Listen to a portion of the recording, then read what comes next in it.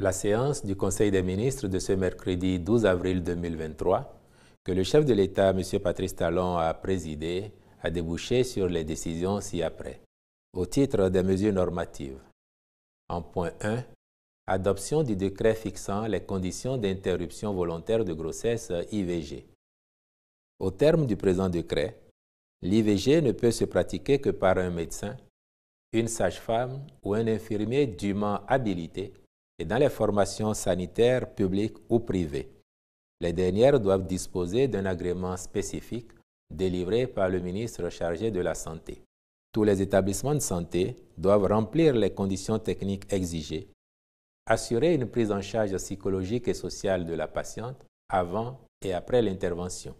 En outre, il prescrit le secret professionnel pour tout intervenant dans le traitement des demandes et garantit la clause de conscience à ceux dont les convictions religieuses ou philosophiques les empêchent d'y prendre part. Par ailleurs, les risques particuliers associés à chaque procédure abortive doivent être exposés à la patiente, quelle que soit la cause de la sollicitation de l'IVG, de même que son consentement libre, éclairé et renouvelé doit être requis.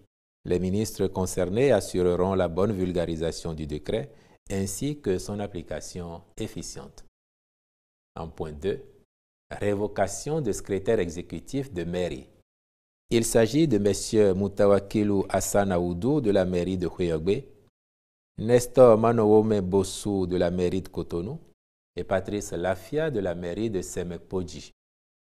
À la suite d'une mission de la cellule de suivi et de contrôle de la gestion des communes, il leur est reproché des actes constitutifs de violation des règles de déontologie administrative, de l'orthodoxie financière, d'abus de pouvoir et ou d'atteinte grave aux intérêts de la commune. De façon spécifique, le secrétaire exécutif de la commune de Houéogbe, en dépit de l'avis contraire du responsable des affaires administratives et financières, son collaborateur censé être le plus avisé sur le sujet, a maintenu hors les livres du Trésor public des comptes de la commune au mépris des directives du ministre de l'Économie et des Finances ordonnant la clôture de ses comptes. Il s'est en outre rendu coupable d'avoir autorisé, pour un montant de 9 071 500 francs CFA, des opérations de décaissement sur les comptes tenus dans les livres de la CLCAM de Houéogbe, en violation de l'article 390 du Code de l'administration territoriale qui habilite, seul, le trésorier communal pour effectuer les opérations de recettes et de dépenses de la commune. Un tel comportement traduit une volonté délibérée de passer outre l'orthodoxie financière.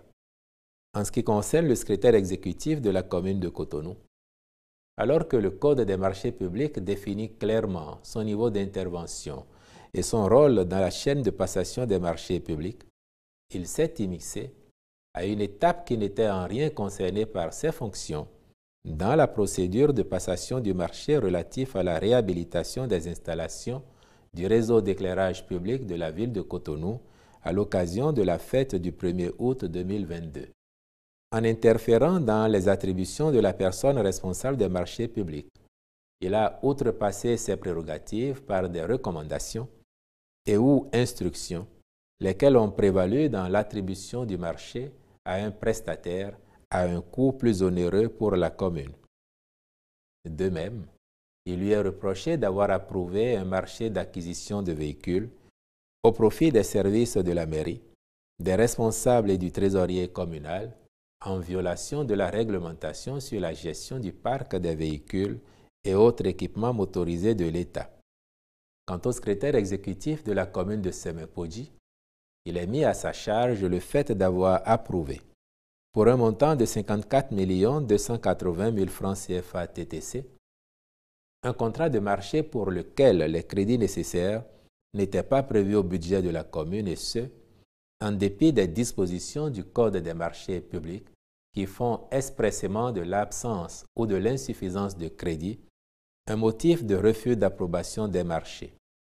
Ce faisant, il a engagé la commune dans l'exécution d'une dépense malgré l'absence de ressources. Il est par ailleurs responsable de l'approbation de 7 contrats de marché sans le visa du contrôleur financier, alors que dans l'organisation de la chaîne de passation des marchés publics et, conformément à la réglementation, l'intervention du contrôle financier vise à faire une vérification portant notamment sur la disponibilité de crédit et l'imputation de la dépense.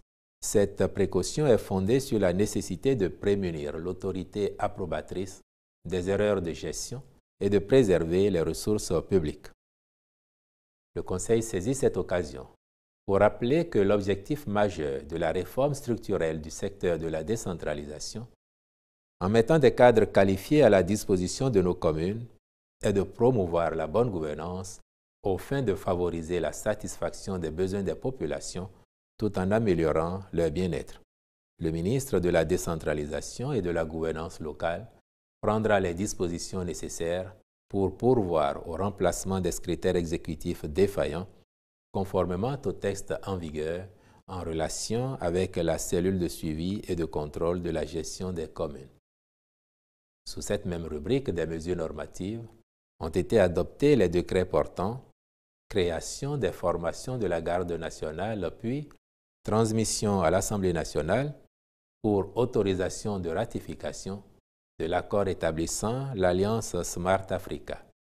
Au titre des communications, autorisation de recrutement à titre exceptionnel et de formation de 5000 jeunes gens pour constituer un groupement de projection des forces armées béninoises au titre des années 2023-2024.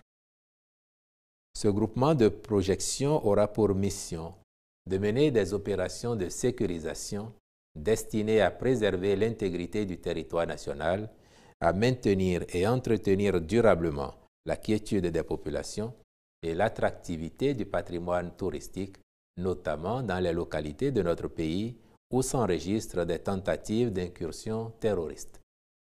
Après la formation commune de base, les recrues seront déployées dans les structures des forces armées béninoises pour une formation complémentaire à l'issue de laquelle elles seront projetées sur le théâtre d'intervention. Les ministres concernés accompliront les diligences nécessaires à la réalisation de ce recrutement au titre des années 2023-2024. Enfin, au titre des mesures individuelles, les nominations suivantes ont été prononcées. Au ministère du Cadre de vie et du Développement durable, directeur adjoint de cabinet, M. Jamal Gbian-Tabé.